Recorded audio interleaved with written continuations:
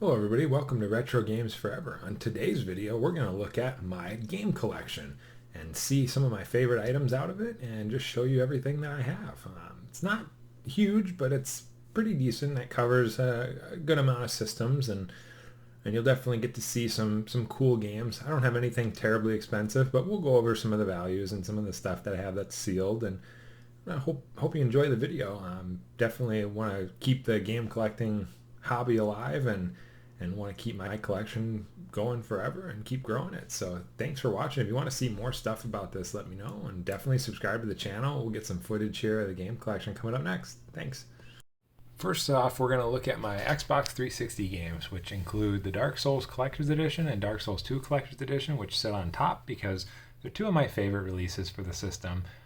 Also, along with that, the Final Fantasy 250 gig Special Edition hard drive. It doesn't currently work. It's got a bad hard drive inside of it. Just think it's a cool set piece. As we come down here, you'll see got a whole multitude of different releases for the system. Some of the really great games and some of the really bad games, because those are just as fun sometimes. Definitely Full Auto is going to be one that stands out to me as a hidden gem. It's very early on in the system's lifespan, but it's very good and it still holds up very well. Of course, Mafia 2 is a great game. We come down to the next row here.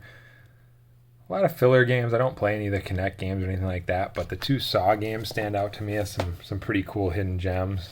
Survival, horror, puzzle, solving kind of games. Of course, Rock Band, Guitar Hero. Those are great games to go back and visit.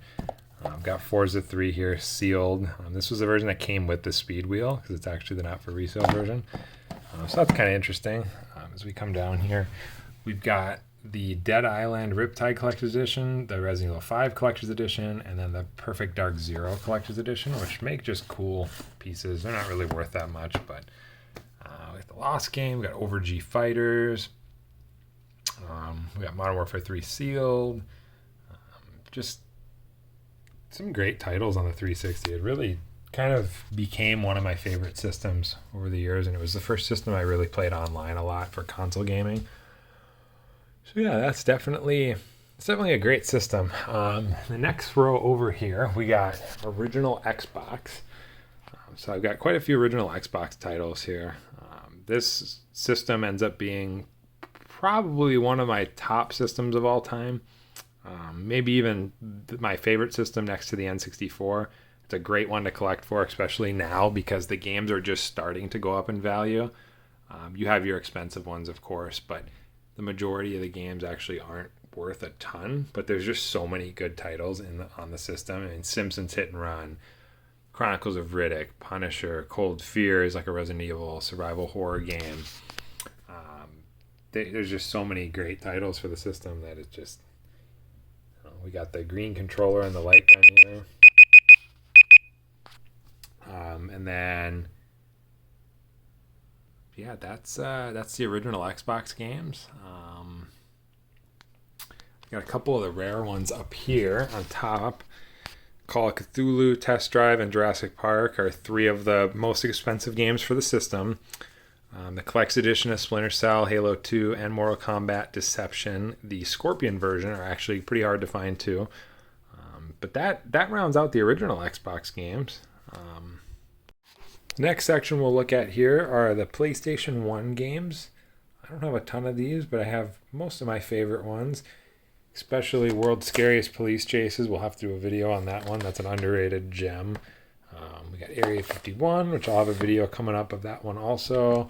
Got Resident Evil Director's Cut, Crash Bandicoot, Riven, Metal Gear Solid 1. So a lot of the good stuff there. Coming down one level here, PlayStation 2 games. Again, all the good ones. Gran Turismo, Guitar Hero, SOCOM, port of Deus Ex, which is pretty interesting. Coming down here, we got Ace Combat, Punisher, Red Faction. There, it's a pretty interesting port of the game. Metal Gear Solid 2 and 3. The port of Half-Life to the PS2, which is awesome. God of War, Devil May Cry, Resident Evil Code Veronica. PS3, we got some of the nice games here. God of War 3, Gran Turismo 5 Prologue, Red Dead Redemption, Killzone 3, Soldier of Fortune Payback. Right below that, we got some PSP games. So we're kind of all over the map here, but SOCOM, Field Commander, MLB, Final Fantasy. There's some really good games that came out on the PSP. And then we'll move over to Wii U and Wii. And as you see, I don't have a ton for these systems, but they're definitely fun to have. I currently have a Wii U to play them in over HDMI. The bottom here, we got some GameCube games. And as you'll see in a little bit, I have a Platinum Pokemon XD GameCube that I play these on. I use the Hyperkin HDMI adapter, but Metal Gear Solid Twin Snakes definitely stands out as one of the more expensive games. So does Pokemon XD Gale of Darkness. Resident Evil 4 is awesome. A lot of good games for the GameCube. We move down here to the N64. I have a good amount of N64 games here. Some of my favorites are Blast Corps, Jet Force Gemini, Turok 2, Mortal Kombat Trilogy, Super Smash Brothers. As you can see, I have the Fire Orange controller here, and you'll get to see the Fire Orange system in a little while. Coming back up here, we've got some PC small box games from kind of the mid-2000s. Some really awesome games here. Operation Flashpoint Gold Edition, Stalker Shadow of Chernobyl, Prey, Doom 3, just kind of the staple games for the PC here. We got Half-Life 2. It's actually the original box from when I got it for my birthday in 2004 when it came out. So it's a little beat up, but Chaos Theory for the PC is awesome. Deus Ex Invisible War is an underrated game. But that's pretty much it here. We have a couple Dreamcast games and some more PC jewel case games that are in there. Couple more games here. Elder Scrolls Anthology, Star Wars games, Bloodborne Sealed. For the most part, that's most of the console games, but I do have some big box PC games that we can take a look at here coming across. These are some of my favorite in my collection. They display very nicely on these shelves, and this shelf here in particular is all sealed games. And this Duke Nukem screensaver kit entertainment pack is actually very rare, and I found it for $10, and it's worth about $400. And Myst is a very common game, but it is sealed in very nice condition, so that's pretty cool. And then Monster Truck Madness is a great game, and that one's sealed. Star Trek I've never played, but I found it sealed for a very cheap price, so I picked it up. And the last one here, Mortal Kombat Trilogy, is very, very rare, and in sealed condition, it's actually almost impossible to find. That was a Shop Goodwill find online, so that's pretty cool. The other side of the room here, we've got Driver System Shock 2. That one's actually sealed. Has great artwork. That's the original release, not the PC Classics release. So that one's really cool and very valuable. Red Faction for the PC. Outcast, a game way ahead of its time. StarCraft 2 Wings of Liberty Collector's Edition. This is a newer release, but it's really neat, and I actually got a really good deal on it. So it has a ton of extra stuff in there that's really cool. And we got Diablo, the original release. StarCraft Brood War, original StarCraft. Deus Ex, the original release, which is a really cool big box to have. Trespasser, Jurassic Park. That's a really hard game to find in this good a condition and shape, especially with the original stickers on it. That one's really cool. It's a very hard game to run. It was one of the first games, if not the first game, that had a fully based physics engine, a rendering engine. It didn't run on almost any of the hardware at the time, but it's a very neat game. If you ever have a chance to check that out, that's one I'd highly recommend. We get the original release of Half-Life here, which is in really nice shape, almost brand new condition, I would say. We got the Game of the Year version that comes with Team Fortress Classic, and then Opposing Force, Blue Shift, and then the spiritual successor, Gunman Chronicles.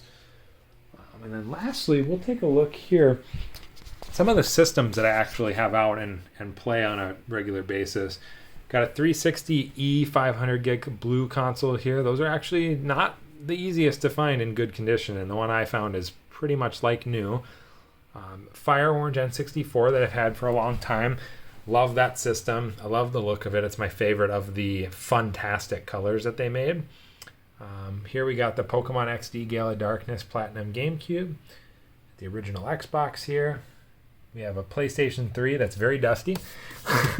And that one's a backwards compatible CECHA01, I believe, is the model number. It's the very first release console. So that one has the PS2 hardware, the Emotion Engine built into it. and it can play PS1 games, PS2 games, hardware backwards compatible, upscaled, and then also obviously PS3 games. And then lastly, we have our Wii U 32 gig deluxe console on the bottom here. So those are the main systems that actually do play, and we'll just get a shot of the Guitar Hero collection here because we'll make some videos about that eventually. But yeah, that's pretty much it. A Rainbow Six Collector's Edition here. We got all kinds of stuff in the closet. I display primarily what I think is the coolest stuff. We have a Death Stranding Collector's Edition here. Maybe we'll do an unboxing of that in a separate video. But yeah, that's pretty much the game collection, and there you go.